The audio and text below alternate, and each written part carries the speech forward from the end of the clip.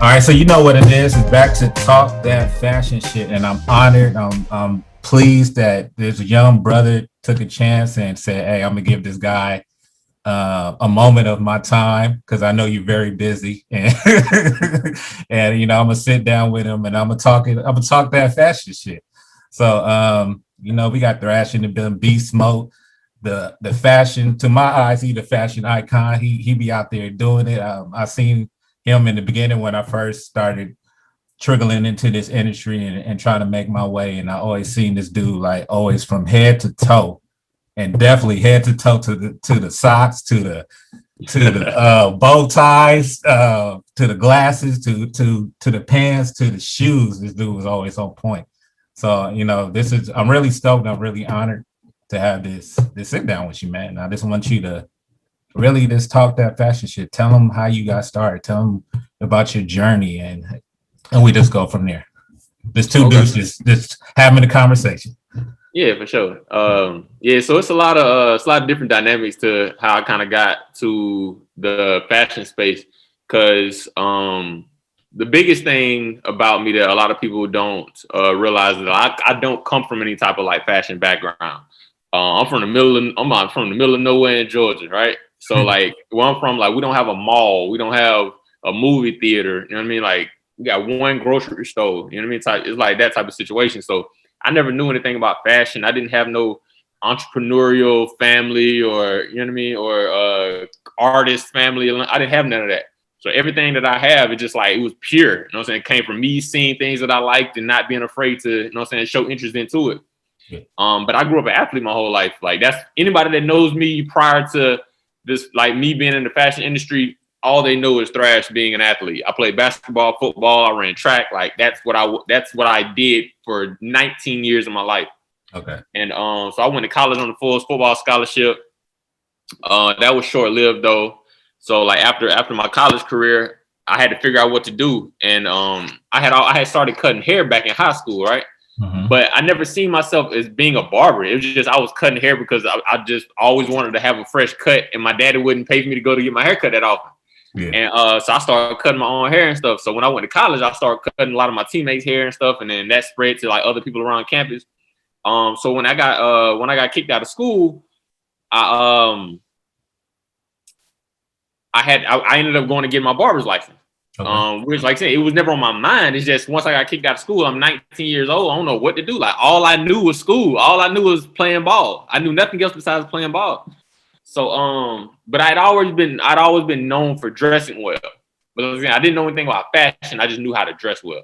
Mm-hmm. So, I started cutting hair. I'm working in a barbershop for a few years. That just getting old to me. I started getting into modeling through a photographer I had met at the time in Charleston, because I went to college in Charleston. Okay. And like he's the one who actually started kind of like putting the idea in my head to be a stylist because of the way I dress. So I used to style all of my own photo shoots. You know what I'm saying? When I do a photo shoot, I dress myself, of course. And he started to ask me to help dress other models that he was shooting. And so that's kind of how the styling thing kind of got introduced to me. But I still fought it at the same time. Like, so I'm just a country dude from the middle of nowhere. Like, I don't know about no being a stylist. I don't even know what that really means. You know what I mean? Yeah.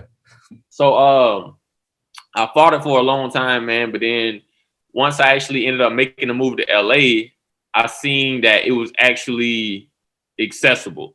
And I was meeting other people that did it, and they kind of welcomed me with open arms and started like bringing me around to assist them on set and things like that. So that's kind of how I kind of got my foot in the door in the actual industry. Designing is something that's honestly fairly new to me, to be 1,000 with you. Like, because I was a stylist for so long. I've been in LA 9 years, so I've been a stylist that whole time. Well, kind of getting my feet wet at first, but then I really kind of started picking up on things. And I kind of got over it, man. Like, if you know anything about styling, it's very tedious. It's very waiting and, you know what I'm saying, waiting on people all the time, and just a lot of toxic, you know what I'm saying, stuff. And I was just like, bro, like this is definitely not going to be what I'm doing the rest of my life. And designing, I had always fought designing because I didn't really care for, and I had to learn this about myself. I didn't really care for trying to design these ultra unique, groundbreaking designs, right? Like I didn't care about that kind of stuff. I didn't care about trends and fads, and I didn't care about that stuff. I cared about timeless, classic things. You know what I mean? So like, I was doing a lot of thrifting at the time, and then I take my thrifted clothes to the tailor and get them tailored so they fit modern. Mm-hmm. And so that's kind of how I started getting known in the menswear world from doing that. Because of course at that time I couldn't afford, you know what I'm saying, custom suits and all that kind of stuff. Mm-hmm. So eventually it finally hit me. It was just like, bro, to be a designer, like you don't have to be designing all this groundbreaking stuff. Like you can just take this classic silhouette and put your spin on it as far as the fabrics that you want to use and the cuts that you want to use and things like that. Mm-hmm. So that's when I really like, you know what? That's what I'm gonna do. Like, so all of this stuff that I be wanting to wear that I can't find or I can't afford, I make it myself. Yeah. So yeah, so that's how I kind of got into the design space. And now I would say I'm maybe 2.5 years into it. You know what I mean? Like, of course, like back in the day, I had my stint of ripping up jeans and cutting off sleeves and bleaching, you know what I'm saying? Stuff. Yeah. Like I had those moments, of course, but like to the extent of how I design now with the bespoke stuff, like literally probably like 2.5 years ago, to be real with you. I mean, man, honestly, like your items that I have been seeing, especially I got a chance to, you know, go through your portfolio, look at some of your videos, and then recently I see you had the whole silhouette of Coming to America, and that was yeah, for the what show was that for? I mean, what Access Hollywood, I think it was. Yeah. So the pants to the jacket to the pins, like it was dope. Like your style is your style, but it feels like everybody can venture in your journey and into your world of like fitting, like, because I see some clothes where it's like you look at something, you be like, nah, that wouldn't fit my personality. But I feel like you're vibrant and the color schemes and the layer of how you put stuff together. I feel like it draws people in. They say, yeah, I think I could wear that. I think I could make that work. Yeah. Even if one thing that a lot of people used to kind of get misconstrued with me was that I was wearing these crazy, bizarre things, right? Yeah. But then when I break it down to them piece by piece, they realize like, oh, it's really not that crazy. It's just the way you put it together is it's such an eyeful. Yeah. But I was like, so take like the outfit I'm wearing today. This is like a matching setup. My pants match the top, right? Yeah. Like at any given day, I can just wear the trousers with a white tee and it'd be chill. Yeah. Or I can wear this shirt with a pair of jeans and it's chill. Mm-hmm. But when you see me wear it, it looks like it's too much. But it's like, it's all about the visual, you know what I'm saying, the visual appeal of how you kind of look at things and how you put things together as a creative. Yeah. So that's what I try to teach people. It's like, no, you can be bold, but you can also tone those same things down to fit your personality without it being you trying to dress completely like Thrash or things like that. So anything that I design, almost anybody can wear it. Yeah. You know what I mean? It can be styled so totally different. It can be styled in many different ways. No, that's dope. Like I said, that's how I feel when I see your. I'm like, man, I like that. I'm gonna see if I can make that work as well. Like, I feel like I can definitely be a part of the thrash industry and clothing wise, and feel like, you know, yeah, I could make this style work. But I know you hit it in the beginning when you was first got into the detail of the conversation. Coming from the area you came from, to, you know, transitioning into the new world after football, and knowing that now I got to figure new things, new outlets out, especially like say you got into barbering, and then after that, that's when you picked up styling and stuff like that. After football, what was that moment? What that moment felt like to you? That man, it was something that was very new to me because I had never felt like that before. Like, I'd always known my place. Yeah. I was always a premier athlete. Like, it was never a question of, you know, some people got to worry about if I'm going to make the team or if I'm going to do this. Like, that was never a worry of mine. Like, I never tried out for a team since my freshman year. You know what I mean? Yeah. And so like that unsurety was crazy to me after college, because I was like, damn, like what do I do? Like I gotta go try out for something again to see if I'm good at it, because I don't know what else I'm good at. Yeah. So yeah, man. But like luckily, like saying, I thought I was like, bro, I got these clippers and I'm fire with them. Mm-hmm. So what do other people do who got clippers and they fire with them? They, you know what I'm saying? They work in barbershop. Yeah. But now, like I you can't pay me to work in the barbershop. You know what I mean? I've seen too much, and I've grown so much, and I know that I don't need anybody to do the things that I want to do. Like I know how to access all of that stuff. So I haven't worked in a barbershop in maybe 8 years. Oh wow. But I still have a lot of, you know what I'm saying, hair clientele though. Yeah, yeah. That's dope. Man, like I love the direction that we're going with our conversation, and you're really sharing so much that that kind of pinpoint a little bit of my journey, like getting into the whole industry. Like I played sports. I want to say I was great at it, but I was decent enough. Played at a 2-year, then moved on to a 4-year university.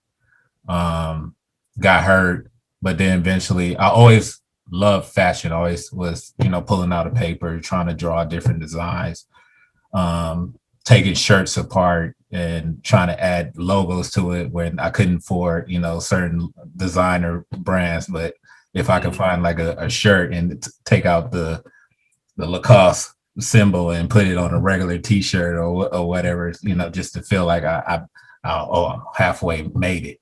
So later on, I got into fashion because of a friend of mine. He started selling tennis shoes around the job, and he was like, once you get into this with me, let's sell some tennis shoes. So I was like, I didn't know too much about the shoe industry, but I love wearing shoes. I love wearing kicks. So the funny thing about it, we know pretty much the same people. So when he was selling it and then I would reach out, he already sold up the clientele. So there was like, well, I already got it from such and such. There's no reason for me to get another pair from you. Mm-hmm. So I was like, what can I do to kind of like sell these shoes, but add additional piece to it? So that's when I started getting into custom t-shirts, making colorways, making like funny little sayings on the t-shirts. And then that transitioned from me not selling shoes at all to just me doing t-shirts. So it got me into the industry as far as the t-shirt game and being on Merrell's and stuff like that. But I always wanted to make clothes from the ground up. I just didn't want to be known just as a t-shirt designer. I wanted to be known as, I felt like, a real designer. Mm-hmm. So later on, I'll try to go to school, find a facility that would teach me how to sew, but didn't have the money, didn't have the resource to really pay the money to go to these colleges and learn how to really put a pattern together or put your concept from your head on down to a sheet of paper and then build the stages to create the masterpiece at the end of it.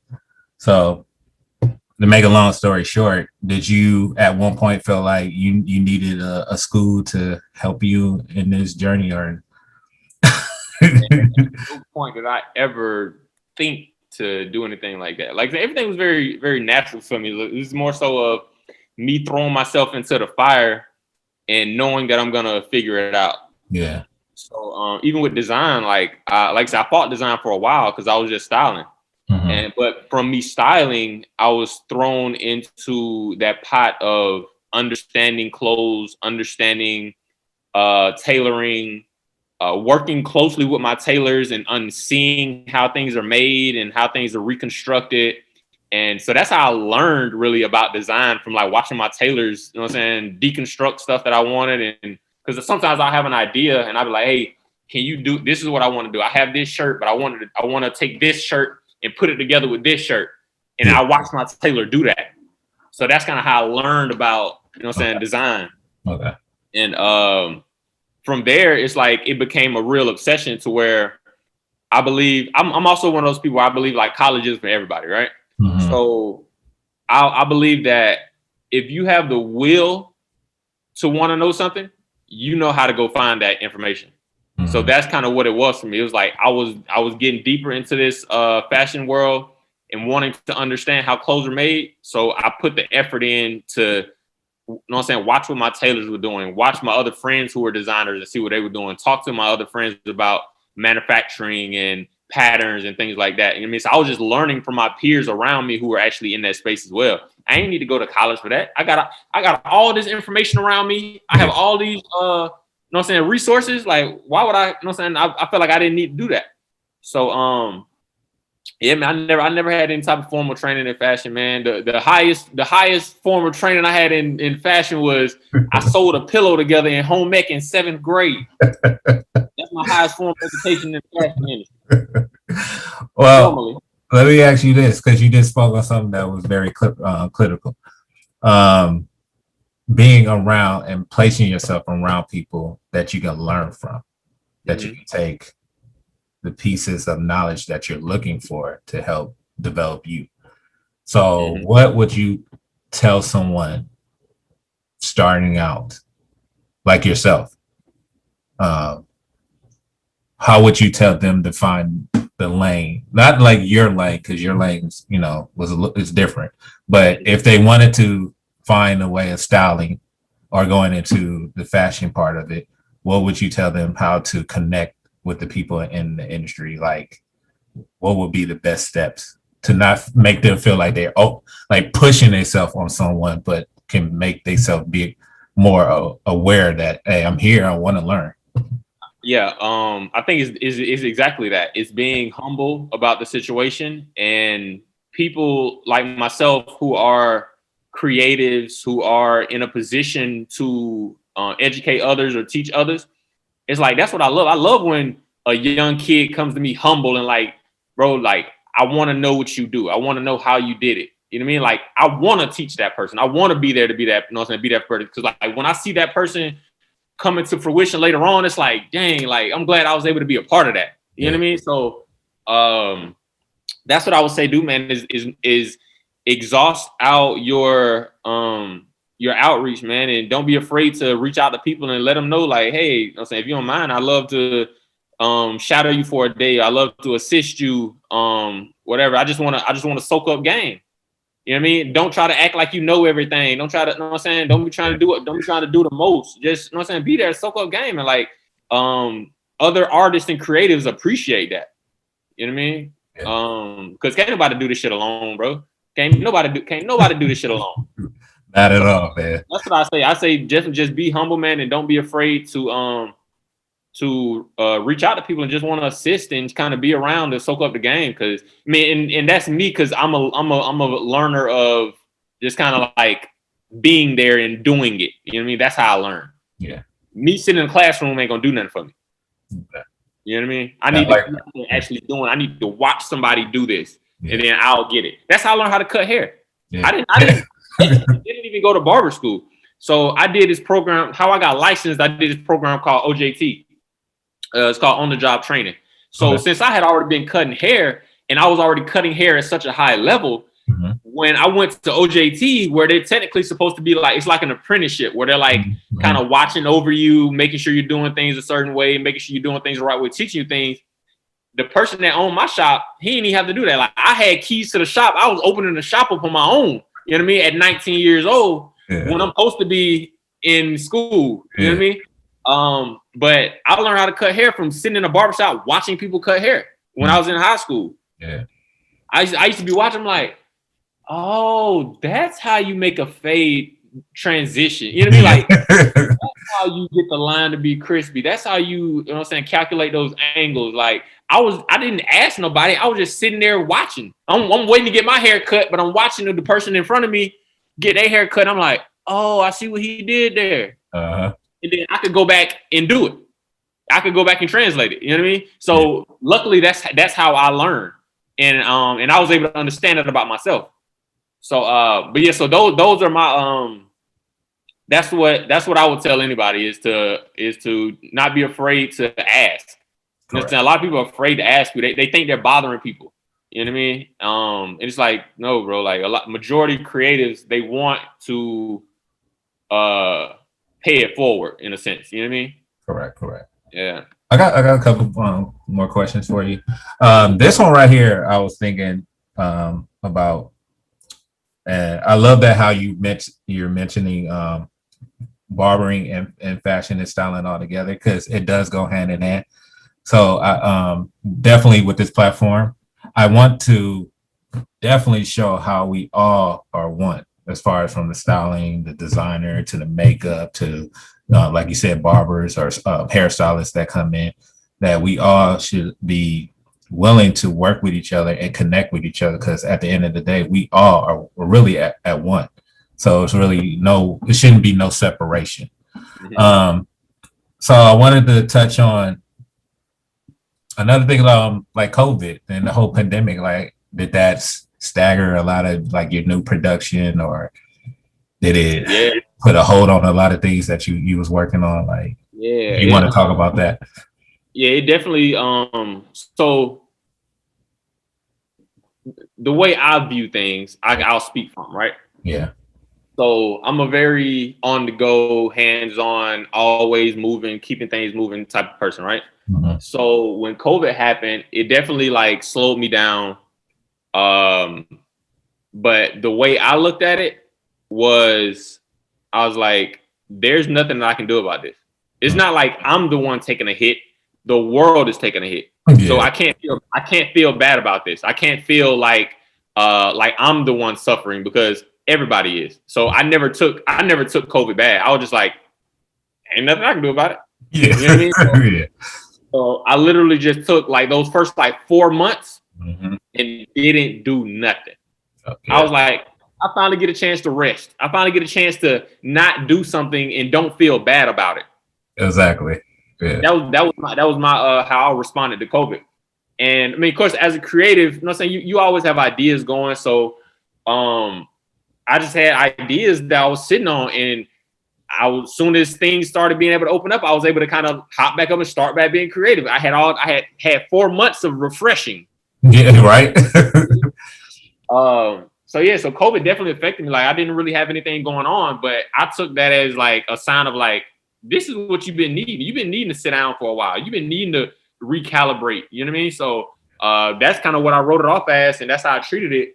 And it's like, as soon as things opened back up, man, I got right back to work. Yeah. That's dope. Like I said, this platform is Talk That Fashion Shit. So I mean, is it something that you want to, share with the audience about, Yeah, actually, kind of because of what you just said, actually, about it all going hand in hand. So with me being a barber, me being a designer, a stylist, all these different things, I'm just a creative overall, right? So what I enjoy about being a creative is being able to put my creative views into whatever I put my hands on, right? Mm-hmm. So whether it be the type of car I drive, whether it be the way I decorate my living space or my office space, things like that. Everything has to be a lifestyle. Like, everything with me is a lifestyle. Like, you meet Thrash, every aspect of Thrash that you meet is going to make sense. Yeah. And if you see the car that I drive, you be like, I should have expected it. Yeah. My apartment, you can be like, I should have expected it. You know what I mean? Like, because it's a lifestyle, man. This ain't no, I just dress like this because it's cool for the moment. You know what I mean? Like, no, bro. Like, I'm gonna be dressing like this till I'm 80, 90 years old. You know what I mean? Yeah. Talk that shit. So something that I recently got into was home decor. And that was because of COVID. I was like, it got to be something else that I can tap into, since people aren't really having custom clothes made, you know what I'm saying, that much at the moment. Mm-hmm. So I started making pillows, like throw pillows, right? Yeah. So, bro, you throw me one of the pillows, bro? So basically, I started taking the same fabrics that I make my clothes out of, I make my suits out of, and putting that same flavor into stuff like that. Yeah. And even like these drapes you see, like these two-tone drapes, like, yeah. These are my drapes. You see that red tab right there? Yeah. So that was just another outlet for me to be creative. And also, what it also gives me is, so one thing I'm really big on is showing people, especially like kids who like come from similar backgrounds as myself, is showing us that like we can do it too, bro. Like, you know what I mean? Like, just because you young and black don't mean you can't do whatever intrigues you. So I do a lot of, there's a lot of things that I do in life that I literally do it just to say that I've done it, to show people that, yeah, somebody else that looks like you did this. So why can't you do it? That's the reason I authored a book. So I can call myself an author. Yeah. You know what I mean? Talk that shit. That's why I started designing home decor. Because I'm creative and my taste, my opinion matters. You know what I mean? Yeah. So all of that stuff matters, man. And like showing people who come from where I'm from, like the first time I was up on an airplane, bro, I was 22 years old, almost 23 years old. First time I was on an airplane, bro. Like when I say I'm a real country dude, like I'm really like, you know what I mean? Like I didn't really know much outside of where I come from. You know what I mean? So there's a lot of people like my little brother like that to this day. You know what I mean? Barely been outside of the state of Georgia. You know what I mean? Yeah. And so I do it for those people to show like, dang, like he came from where I came from. He from up the street. Mm-hmm. But he do this, he do that, he's done this. Like I didn't even think you could do that. I don't even know how to get involved with that. Correct. That's why I like to be that outlet to kind of show like, yeah, bro, somebody that look just like you, who talk just like you, who come from the same background as you, is showing you that it's possible. Well, I always want to say, if you haven't heard it yet, I want to give you your applause, your flowers. I want to say from the first day I seen you, I've been very admired to your style, to your creativity, the way you move, the way you do things. And within this industry, I never heard anything negative about you. You always keep your head up high. You show your presence when you walk in the room. Like when they see you, they see you. So I just want to say thank you for, coming here, sharing your words, sharing your wisdom. And like you said, this is a way for us to let our people know that we here, we can do it. We can do the same. We don't have to limit ourselves or feel like we can't find a way within this box that they always want to try to put us in. Because we gonna crack that box open. We gonna do what we gotta do. And first we gotta trust into ourselves. Starts with us first, and then we gotta build with our people, and our people got to be on the same path. We can't stop. We got to stop looking at us as a negative. We got to start being a positive. Yeah. Like don't always look at us like, oh, why he getting here? Why he doing that? Everybody has their own road. It's just going to take some other people to get there a little bit, some people faster, some people a little bit slower. So stop always analyzing why I can't do this, why I can't do that, because we're together. We're gonna do it. We're gonna make it. Yeah. I want to touch back on something that you said earlier, because I know when I first started within the industry, I really didn't know what trends were. I just felt like what I liked. If people like what I put out to the world, it was. Do you now at a point still feel the way that you felt like I don't follow trends, I don't follow the calendar dates. I feel like that. Back before I got a little older, I definitely think that we all follow trends in the sense of celebrity influence and things like that. Like back when we was wearing white tees and throwback jerseys, that's because of who we was seeing on TV. This is what everybody else was wearing, so this is what we wear. You know what I mean? Yeah, correct. So I definitely felt like we all kind of succumbed to it at some point in life. But at some point, you end up becoming your own person, and it's like you just hope that it's sooner than later. You know what I mean? And for me, I just happen to be one of those people that was at the beginning of it. Like I was one of the first people wearing skinny jeans. You know what I mean? Like I was one of those people. You know what I mean? Yeah. I was wearing skinny jeans and SB dunks and blazers before everybody else was wearing them. You know what I mean? Yeah. And yeah, man. So. Yeah, but now it's hard for me to do anything that I've seen done already. Yeah. You know, something like vintage or it's something from a different era where it's like, oh, I want to bring that back because people sleeping on this. People sleeping on how dope this was. Or some people might not even know that this actually existed. You know what I mean? Yeah. Yeah. So I'm more so in that kind of space with that type of stuff. Okay. So you just hinted on something, and I feel like sometimes that might be a good quality about a school, because it really teaches you sometimes the history if you don't know the history. Mm-hmm. If you're just saying, oh, I just want to make a shirt that says your name on it. Maybe if you knew the history, you could find, especially for like Black culture, find the right African quality of a pattern or a fabric, where you could say, hey, even though I'm making this look like a t-shirt, but this is coming from this region, this area, this, you know, this tribe, this. So I think in some ways school can be helpful if you don't have that personality where it could take you down that road where you sit in front of a, I would say library or a bookstore, but that's out of the realm now. But you can go to your phone and kind of like Google, or, you know, so I feel like maybe it should be more platforms where like we having discussions like this where we can kind of share information that kind of like enlighten a new person or a new student of this industry. That's, you don't need to look into the Vogue magazine or stuff like that. Maybe just speaking with like yourself about how you doing your curtains and how you doing your pillows and setting up the new road that you're setting up for the industry. Like that can be another field that we could say, okay, yeah, even though I'm making these pillows, this is the reason why I'm making these pillows, or this is the fabric I want to use while I'm making this pillow because it touches this part of who I am. Or so it helps. What I'm trying to say, it helps people identify more. You're jumping in the world of the industry of fashion, but you can also bring who you are within this industry of fashion. Mm-hmm. So like you say, you're doing your thing, but it also brings back where you're from. And like you always spoke about that, like this is where I'm from, this is where I came from, this is what, like, I'm not gonna lose who I am, I'm not gonna change my personality or the way I talk or the way that I move. I'm gonna evolve, but I'm never gonna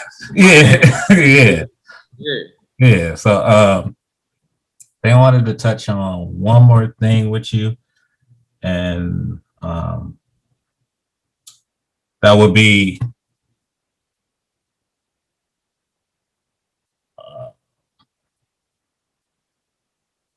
I'll wait for that one.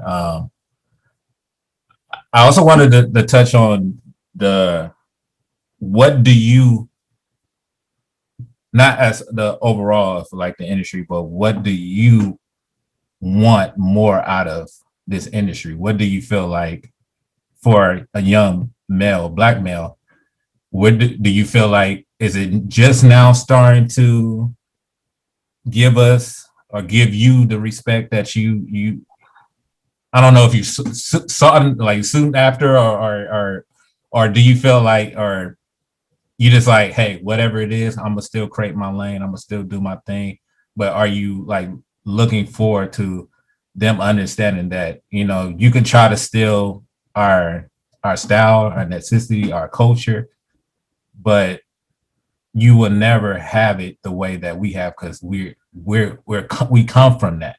You know what I mean? You know what? I kind of have a very interesting take on those things, which is it's purely how I, you know what I'm saying, feel, how I view things, and how I attack, you know what I'm saying, obstacles. But I mean, I definitely think that, especially being a young black creative, we definitely have a lot of we have a seat at the table now a lot more than we have had been, right? Okay. And which is great. But for some reason, I kind of enjoy having my back against the wall, because it makes me have to be even more of an animal to get there. You know what I mean? Yeah. So it means more to me. So now, for example, right? I just did this commercial for Zales, right? The jewelry company. Okay. And when I get on set, I realize everyone on this set is black, right? I'm talking about all the way to the hairstylist, the makeup artist, stylist, everybody, right? Uh-huh. But this is Zales, right? The diamond company, right? Yeah. And it kind of felt like y'all felt like it was like some pity, like y'all had to give us this because y'all know where the world sits right now. Correct. You know what I mean? Yeah. So it's like I almost like the fact when I'm in a room like that, and it feels like I'm not supposed to be there, because that means I done went over and beyond to kick in his door to be here. You know what I mean? Instead of feeling like it's like, okay, we have to do this for all the Black people because, you know what I'm saying, what's going on right now. It's like, I don't want you to feel like, I don't want it to be no pity party. Yeah, handout. Yeah. I want you to have me here because of me, because of genuinely who I am, because of how great I am at what I do. And this is what, you know what I'm saying, this is what it is. So that's the only thing where I view things. It's like, sometimes I like it when I know that, oh no, I'm here because I'm fucking dope. Yeah. You know what I mean? Not because, oh, we have to have a Black guy here, so let's choose him. You know what I mean? Yeah. So that's kind of, but that's some internal stuff with me. It's just like, I like when my back's up against the wall. I like having that challenge. You know what I mean? I like when it's awkward when I walk in the room, because you didn't expect me to be up in here. You know what I mean? Like, I like that. So no, you answered my question to the T. So yeah, I understand, man. I want to say, like I said before, thank you. This was awesome. This is hopefully this ain't the last time we're gonna have a discussion. I want this to keep going, keep sharing your world and letting people know, especially if you got events coming up or you got a drop that new collection that I definitely want to keep sharing your information on this Talk Your Fashion shit. That's what it was. The law of attraction. How do you use that in your everyday living? The law of attraction. Yeah. I definitely believe in the law of attraction, and doing the work. You know what I mean? I believe in doing the work and reaping the benefits from grinding. Like at the beginning of every year, I write down a list of accomplishments that I want to, you know what I'm saying, kind of knock out, you know what I'm saying, within that year. And I feel like it's very important to just kind of put it out there. Like, I'm not one of those people that have like a vision board that I go cut out newspapers. I don't do all that. I write it down in my phone, and that right there is enough for me to know these are the things that I got to be working for. Everything else, because I know I'm not a lazy person. I know I don't half-ass things. Everything else is gonna fall within the crevices. You know what I mean? But as long as I know what these main focal points are that I'm hitting, life is just gonna happen, because I'm not gonna allow anything else to, you know what I'm saying, go astray. But I think definitely putting it out there and knowing ahead of time what you're trying to attract is very important. So yeah, I feel like it's very important for sure. Thank you for sharing that. Thank you for stepping the board, sharing your information. Like I said, sharing this knowledge. I know you got a strong following, and that people probably want to have these conversations with you. They really want to pick your brain. They really want to like sit down in front of you and just have that one-on-one. So I feel like I hope I created this, platform where they feel like they are a little bit closer than they felt before, to speak with you and chop it up and say, oh, damn, like me and him are almost the same. Like, if he can do it, I know I can do it. And, and one day step to you and say, hey, I watched that video. I watched your videos. I watched your Instagram. I watched your platform, and you was a key piece to where I'm at right now. So this is what Talk That Fashion shit is all about. I also wanted to let you have the floor if you wanted to, shout out your information, let people know how to reach you, or, whatever. This is all about you, man. Yeah. I mean, I appreciate it, bro. Yeah. So I mean, you can find me at all the social medias. My personal social media is Stay Fly Thrash. My business account for the brand is Thrash Bespoke. And yeah, you can pretty much find me everywhere to thrashbespoke.com is the website where you can kind of see what I do design wise and creatively. But everything I do is all custom. So I don't have any ready to wear pieces. Everything I do is I create something very personal and specific for each and every client. So that's kind of the space that I like to live in.